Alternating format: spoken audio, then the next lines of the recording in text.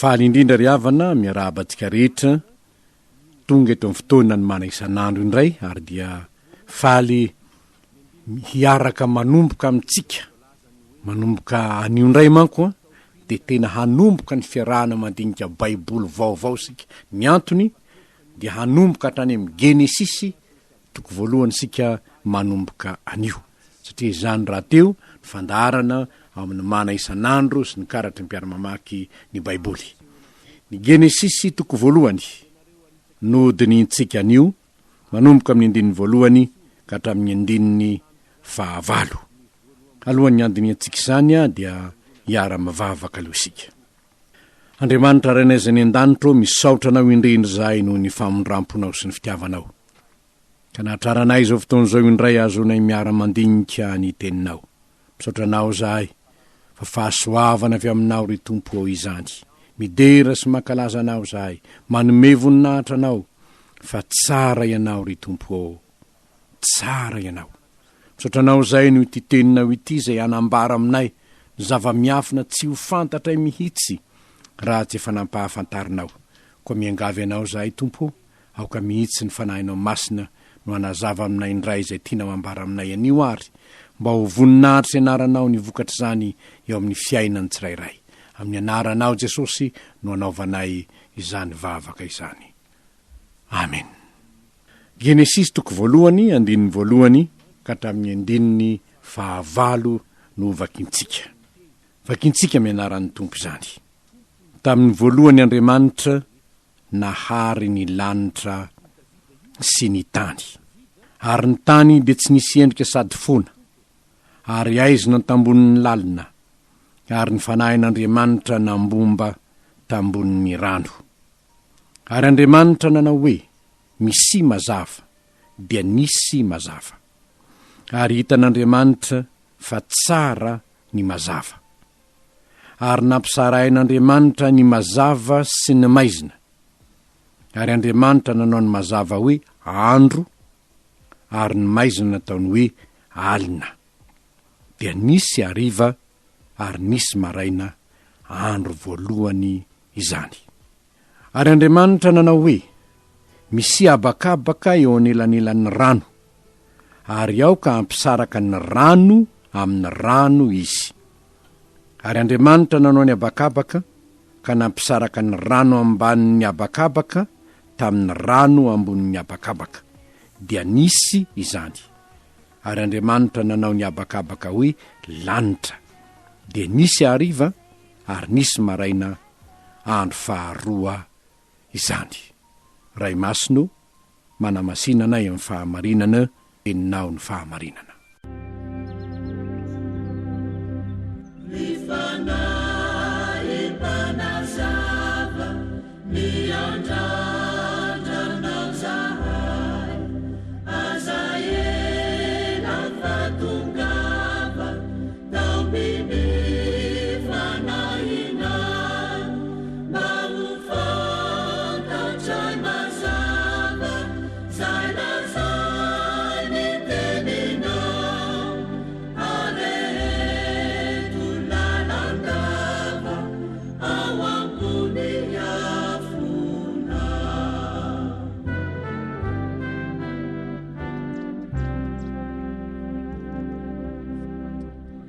Eto amin'ny fampidirana ry havana dia tsara longamba ny afantarantsika ny amin'ny boky ny Genesisy.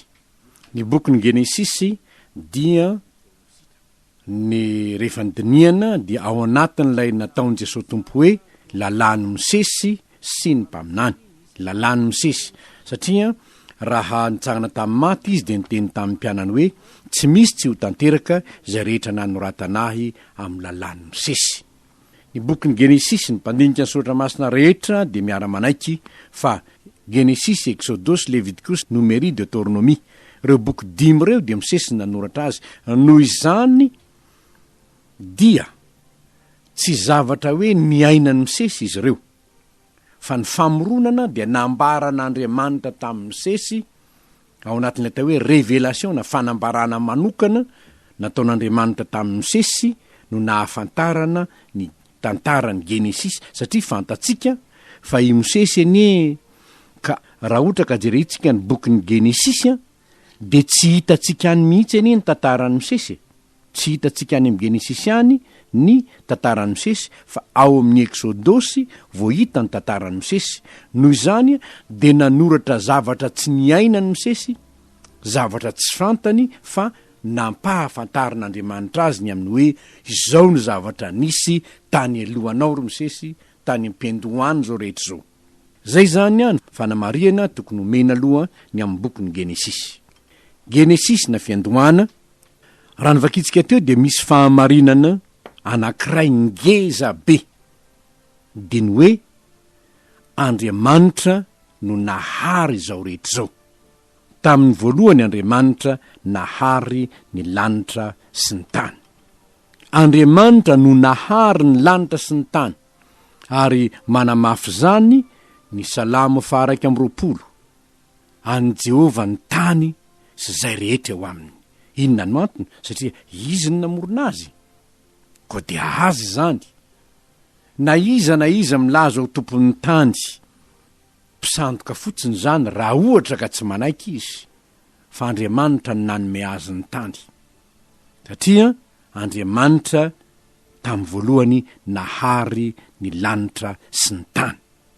Fahefan'Andriamanitra amin'ny mahampamorona azy no nahariny ny lanitra sy ny tany. Ary tokony ho zava-dehibe amintsika zany. Eny, rehefa tonga moa ny olombelona de samy mamaritra ny tany izy, mifampivarotra tany izy, de soratana any amin'ny fanjakana mihitsy hoe tany io. Nefa rano marina any Jehova io, saingy nomeny anao. Na koa ny sasany nangalariny tanin'olona zao, de angalariny de be ny ady tany am'izao fotoana zao. Raha mba mieritreritra manko sika hoe any Jehova ny tany sy zay rehetra eo aminy, de tondra fiainana vaovao antsika ny fahalalanan'izany hoe ity tany ediko amin'ny ranona ty, nahoana ny miady an'io amin'ny ranona. Satria misy lalàna napetraka eto am'izao tontolo zao, ary Andriamanitra de manaiky ny sindreny lalàna reny, ary ao anatin'ny lalàn'Andriamanitra de nomen'Andriamanitra fahefana ny olona, ny manam-pahefana hanana tany. Ary io tany io dia lay manam-pahefana napetrak'Andriamanitra ihany no manana fahefana koa hanome izany ray na hivarotra zany amin'ny tsirairay. Ka rehefa namidy ho andrakoto lay tany, ny manam-pahefana nefa nanao soniny amin'izany, de andrakoto io, andrakoto avy amin'Andriamanitra io, fa tsy andrakoto avy amin'ilay manam-pahefana ny tany. Ako fantatrao zany, io tany anananao io, lovanao tamin'ny razanao io, raha tsy nomen'Andriamanitra ny razanao io tsy azony. Zao nefa mety ho azony tamin'ny fomba kolaka io, zay tsy araka ny sitrapon'Andriamanitra kory, fa nalainy tamin'ny halatra, ary tsy mahasoa izany, tsy mahasoa zany. Fa ny arena azo amin'ny tsy fahamarinana de tsy mahasoa na inona, satria azo tamin'ny tsy fahamarinana. Ilay Andriamanitra tompon'ny lanitra sy ny tany, nahary ny lanitra sy ny tany io koa nefa ry havana, dia tsara ihany ny mampahafantatra antsika izao zavatra zao. Nataon'Andriamanitra vavolombelon'ny fiarahamonina, indrindraindrindra ny lanitra sy ny tany. Nataony vavolombelon'ny fiarahamonina ny lanitra sy tany noforoniny io. Raha mijery any amin'ny Deutéronomie 4 isika, de ahita fa Andriamanitra de miantso ny lanitra sy ny tany ho vavolombelona. Andenge eo jerentsika ny Deutéronomie 4, ny 5:20 sy 9:20. Zao ny voalazany eo manko. Raha miteraka sy olojafika io ianao, ka efa nitoetra ela teo amin'ny tany ianareo, ary manao ratsy ka manao sarin-javatra voasokotra araka izay endriky ny zavatra na inona, sy manao ratsy eo mason'ny Jehova Andriamanitra ao, ary mampahatesitra azy, de miantso ny lanitra sy ny tany ho vavolombelona ao an'io. Fa vetivety foana de ho fongotra tokoa ianareo. Miantso ny lanitra sy ny tany ao an'io. Hoy Mosesy tamin'ny olona ho vavolombelona. Fa inona ny zavatra misy? Nampahatserovin'Andriamanitra ihany koa zany ao amin'ny Deutéronomie 2:3, ny 5 fahavalo amby-roapolo. Ny andininy fahafito amby-roapolo, fa izaho mahalala ny ditranao sy hamafy atokao. Indro na dia mbola velona eto aminareo ankehitriny azaho, hoy misesy zany, de miodina am' Jehova ianareo, ka mainka fa rehefa maty aho, vrio ho eto amiko ny olona rehetra amin'ny firenenareo sy ny mpifeanareo, mba ho lazaiko eo anatrehany izao teny izao, ary hiantso ny lanitra sy ny tany ho vavolombelona aminy aho. I Mosesy no nyteny anio hoe hiantso ny lanitra sy ny tany ho vavolombelona aho.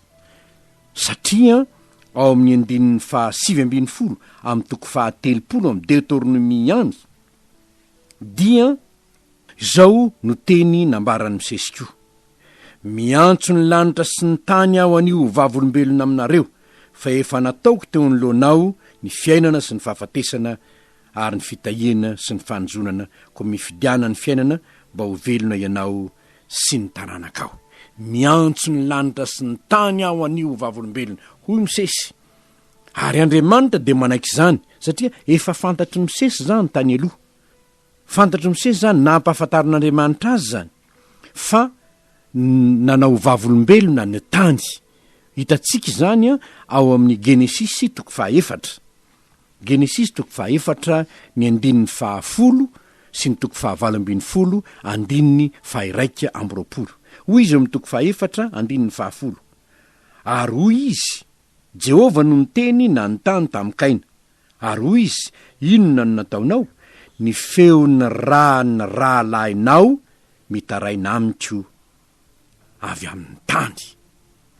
Ny tany zay latsahan'ny rany Abela dia vavolombelona teo anatrehan'Andriamanitra, ary ny rany Abela zay nalatsaka Kaina tamin'ny tany dia nitaraina tany amin'Andriamanitra. Ao amin'ny toko fa 20 amin'ny Genesisy ihany. Genesisy toko fa 20 andininy fa 1 amby-roapolo dia ahitantsika izao voasoratra zao. Andininy fa 1 amby-roapolo. Hidinao ka iza na efa nahatanteraka izany tokoa izy araka ny fitarainan'ny tany izay tonga aty amiko. Fitarainan'ny tany. Fa inona ny tarainan'ny tany? Homosexualité mahatsiravona natao Sodoma sy Gomora, ary tsy zakan'ny tany tsony zany. Ka de nitaraina tamin'Andriamanitra ny tany, ary de hoy Jehova hoe hidinao ka ijery na marina tokoa na tsia ny fitarainana etin'ny tany makaty amiko. Inona no fianarana toko ny dinintsika am'izany ry havana? Aza ny lohasaha mangina ny jerena. Hoy ny Taolo razantsika, Andriamanitra ho tapony loha, fa naiza misy anao raha mbola manitsaky ty tany ty koa ianao, de manao raport makany an-danitra ny tany. Hitatsika ny fahamarinan'izany am'ireo voalaza rehetra reo. Ary vavolombelona tsy azonao ialana ny tany sy ny lanitra, ary izany no namoronan'Andriamanitra azy hatrany am-boalohany. Tamin'ny voalohany Andriamanitra nahary ny lanitra sy ny tany, dia vavolombelona zay ataontsika rehetra ny lanitra sy ny tany. Tsarovy ary, sao anao milaza hoe tsy misy pahita aho, misy vavolombelona manatrika anao, ary zany vavolombelona zany dia mandefa raporo makany an-danitra.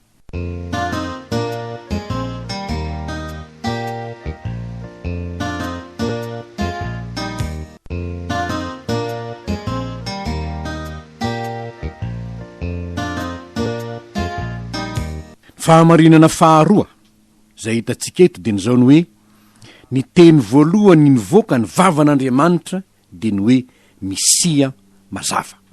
Izany ny teny voalohany nivoaka ny vavan'Andriamanitra, hitatsika amin'ny andininy fahatelo zany. Ny andininy faharoa dia milaza hoe aizina ny tambonin'ny lalina, ny fanahin'Andriamanitra namomba tambonin'ny rano. Eto ry havana dia tsara ny manamarika izao zavatra zao. Raha mbola tsy nisy zany ny mazava, de efa nisy ny rano. Ny fanahin'Andriamanitra namomba tambonin'ny rano, fa aizina kosa no tambonin'ny lalina, raha hitantsika am'izany de nisy zavatra nisy lalina tao io mo korontany kao filazan'ny tenin'Andriamanitra azy amin'ny fandiniam-pandingesotra masina sasany kanefa ny rano de efa nisy tao zany ary ny fanahan'Andriamanitra efa nambomba tamboniny rano fa hitantsika fa amin'ny andro faharoa manko vao nisaraka ny rano ambony sy ny rano ambany ny abakabaka fa efa nisy tao izy inona ny antony hojerentsika amin'ny manaraka ny antony zany fa eto aloha de hitantsika ny hoe ny teny voalohany nivoaka ny vavan'Andriamanitra dia ny hoe misia mazava satria nandrakotra ny aizina ary raha ao anaty aizina sarotra ny manao zavatra tena manahirana ny manao zavatra anaty aizinao ary de hoe Andriamanitra aloha hoe misia mazava aloha eto dia aseho indray fa tsy mbola ny masoandro zay hitantsika manazava ny tany io no mazava nambaran'Andriamanitra tamin'izany fahazavana hafa ary de nisy maraina nisy ariva nisy maraina tsy nisy masoandro nisy ariva tsy nilentika ny masoandro fa nisy alina nisy aizina ary nisy mazava andro voalohany zany fa io mazava io inona ary io mazava io iza io mazava io mazava lazaina voalohany io ry havana na de tsy mbola nisy aza ny masoandro de tsy afakory fa tandindon'ny Kristy tandindon'ny Kristy io ny aizina de tandindon'ny aizina mandrakotra ny tany Isaia 4:1 ka tsy faharoa de hoe mitsangany fahazavana fa indro ny aizina manarona ny tany ny aizina mpanjaka ny fahimazinana Satana ary zany natonga ny olona sasany eritreritra hoe efa nisy angamba zavatra tany aloha fa nakorotany Satana de nanjary nisy aizina tao fa raha ny marina de zao hoe aizina ny tambonin'ny lalina fa ny fanahan'Andriamanitra kosa efa nambomba tambonin'ny rano zany ny fahitantsika voalaza eo dia ny fironin'Andriamanitra ary ny mazava ary io mazava io de mazava loatra fa Jesosy Tompo no am'izao tsika miteny zao ny aizina manarona ny tany ny aizina zay nanarona trany amboalohany de tandindona sahady ny amin'ny aiziny fahefany Satana eto am'izao tontolo zao fa Satana de ambaran'ny Efesianina 4:12 hoe mpanjaka n'izao fahamaizinana izao raha miantso any Paoly apôstôly Andriamanitra Jesosy Tompo mba ho tonga apôstôly de izy hoe hanala ny olona amin'ny maizina ho amin'ny mazava zany hoe hanala ny olona ho fanjakany Satana ho amin'ny fanjakan'Andriamanitra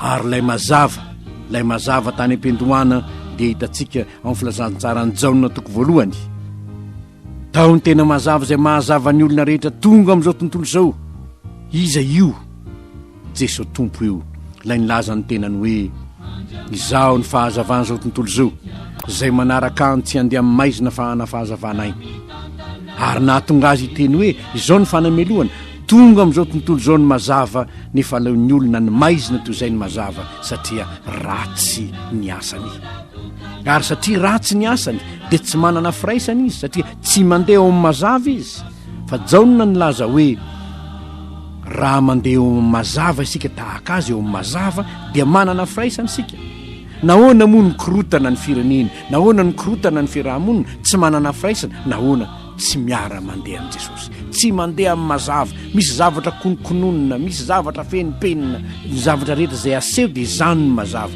ary zany nahatonga ny Paoly anoratra ho any Efesianina hoe fa maizina ianareo fahiny efa mazava ao amin'ny tompo kosa kehitriny mandehana ary tahaka ny zanaky ny mazava zava-dehibe amin'izany ary ry havana de izao tany am-pendohana nandrakotra ny aiziny fahotana de vao mainka koa nandrakotra atsika ary Satana no ambadiky reny fahotana rehetra reny ny olona manko ny tsy mieritreritra fa raha mangalatra io izy everiny fa izy io mangalatra io de tsy ao ambany fahefany Satana izy tsy ao ambany ny aizina izy ny aizina manarona ny tany ny aizi-pity manarona ny firenena ka inona no atao anaty aizinao tsy mandeha amin'ny mazavany gaga motsika fa am'izao fotoana zao de misy mpangalatra am'izao andro mazava be zao de mamaky trano de mangalatra eny entsena de etsetraetsetra ny tsy fantatry ny olona mampiavana de zao hoe iza moa no mibaiko azy any ao an'izany misy heriny maizina ny eo ambadika hoe misy ao raha misy olona mandeha amin'ny mazava dia tsy matahotra ninninina izy ary manana firaisana ny mpianakavy rehefa mandeha amin'ny mazava fa ny mahatonga ny olona hifandona ry havana dia satria tsy mandeha eo amin'ny mazava izy. Ary eto dia tsara ny mampahafantatra antsika fa raha te ho any amin'ny fanjakan'ny mazava mandrakizay ianao dia tsy maintsy mandeha amin'ny mazava eto an-tany. Ianao te ho any an-danitra, any an-danitra neka fanjakan'ny mazava no any ho hitantsika moa ny lanitra rehefa avy eo. Fanjakan'ny mazava ny eno any ka zay te ho any dia tsy maintsy mandeha amin'ny mazava dieny ankehitriny izy. Izay manaraka ahy ho Jesosy Tompo ao amin'ny jaona toko 7:22. Izay manaraka ahy ny tsy mandeha amin'ny maizina fa hanana fahazavanaina. Ny lalana makany an-danitra dia lalana mazava. Olona mandeha amin'ny mazava no mandeha makany an-danitra. Olona miaraka amin'ilay mazava no mandeha makany an-danitra. Raha te ho any ianao, raha te ho vonjeny ianao, aza mieritreritra andeha amin'ny lalakafa.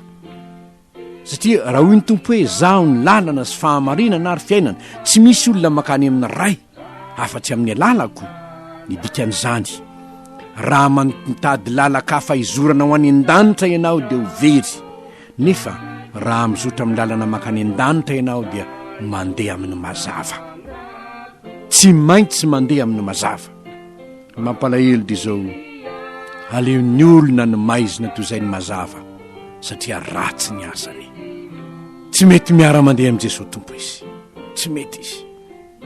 Ary rambaran'i Jesosy hoe izay manaraka ahy tsy andeha amin'ny maizina fa hanana fahazavanaina. Misy na dia ny kristianina indraindray manaraka an'i Jesosy izy, fa indraindray mielohan'i Jesosy Tompo izy, dia izy hoe manaraha ianao Jesosy, nefa ny lalana mandeha amin'ny maizina satria tsy Jesosy no mitarika azy. Tandremoary kristianina ianao, sao dia mandeha amin'ny maizina ianao, tsy ho any an-danitra ianao ray zany, tsy ho any ianao. Mandehana tahaka ny zanaky ny mazava amin'ny fiainanao rehetra. Aoka hiariary hoe izao no izaho, aoka hazava eo amin'ny mason'ny olona fahazavanareo, aoka ho azon'ny olona itokiny ianao amin'ny toerana izay misy ianao. Ary raha zavatra mitarika anao andeha amin'ny maizina, raha vola mitarika anao andeha amin'ny maizina, ny fahefana mitarika anao andeha amin'ny maizina, aza makany raha misy fitaomana anao, aza maika fa lanjalanjao. Raha mandeha amin'ny maizina zany miemora fa leo tsy makany.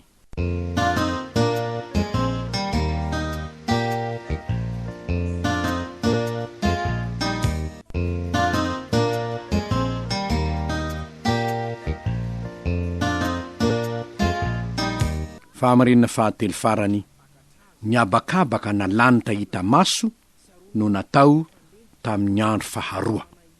Ny abakabaka noforonina izy io satria ny andin'ny fahaenina dia hoe misy habakabaka eo anelan'elan'ny rano, ary eo ka ampisaraka ny rano amin'ny rano izy. Le rano araka ny falazaiko taminareo teo efa tao le rano, efa tao le rano, fa ny andro faharoa nampisarahana azy fotsiny.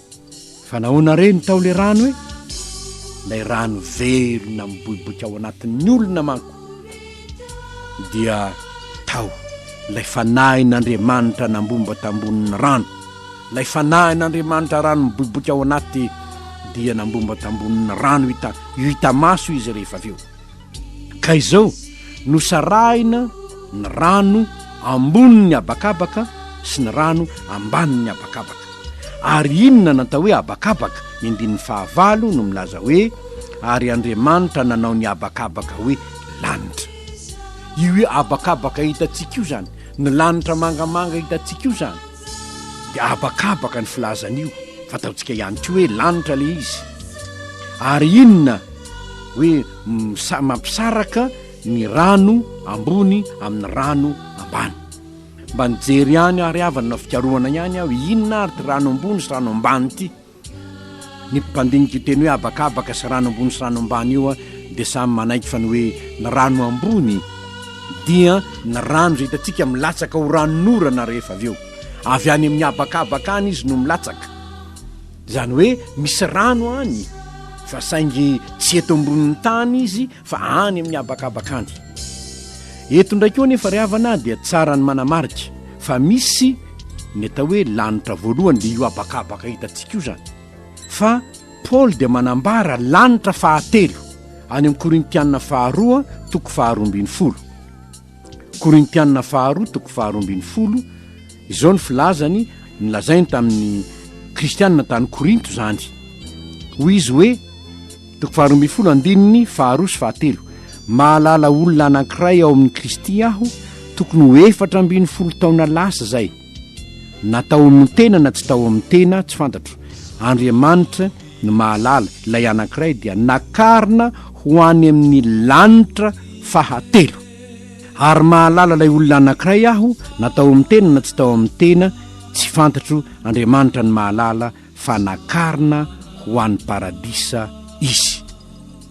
Ny lanitra fahatelo zany dia ilay paradisa ambaran'ny apokalipsy toko faharoa andininy fahafito hoe paradisa n'Andriamanitra. Ny lanitra voalohany zany dia abakabaka hitantsika io. Ny lanitra faharoa, ny mpandinika ny soratra masina dia mihevitra fa misy ny eo anelanelan'ny lanitra hitantsika io sy ny paradisa n'Andriamanitra dia misy lanitra faharoa zay anjakan'ny Satana io. Ary ao Satana no manao ny tetikadiny rehetra entiny manakorontana ny fiarahamonina eto amin'izao tontolo izao. Ary tsy hita ao amin'ny soratra masina nefa zany, tsy hita koa mihitsy hoe lanitra faharoa, fa ny lanitra voalohany dia io hitantsika io, fa ny lanitra fahatelo no hitako ao dia zay voalaza teo hoe paradisa n'Andriamanitra. Ary ao no misy lay hazonaina zay nalaina avy eto amin'izao tontolo izao, hita any amin'ny lanitra fahatelo zany. Ary io lanitra fahatelo io natao hoe paradisa n'Andriamanitra, ao lay ampiambaran'ny Tompo hoe ho any amin'ny ray. Any lay misy rano velona zay efa hitantsika hoe rano velona zay nomban'ny fanahin'Andriamanitra. Ary raha izany izy dia zavatra anankiray izay mahafaly antsika no mahafantatra fa tsy mifarana eto amin'izao tontolo izao akory ny fiainana. Fa misy lanitra vaovao sy tany vaovao raha teo, hoy ny voalazan'ny apokalipsy toko faha 1:20. Ary ny paradisa n'Andriamanitra dia lanitra ny ilazan'ny Paoly azy.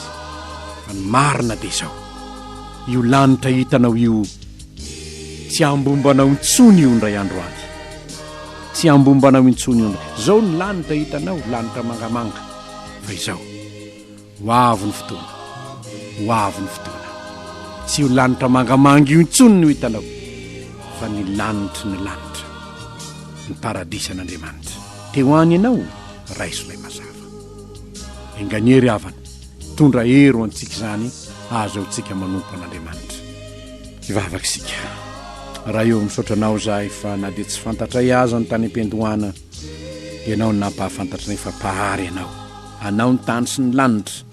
Ary ianao ry Tompo ny tompony, ampio zahay ay manaiky, iankohoka aminao, ary indrindra Jesosy Tompo malalanay eo. Miara mandeha aminao zahay mba ho mpandova lanitra zahay raha miala eto amin'ity zao tontolo izao ity, amin'ny anaranao nanaovanay izany.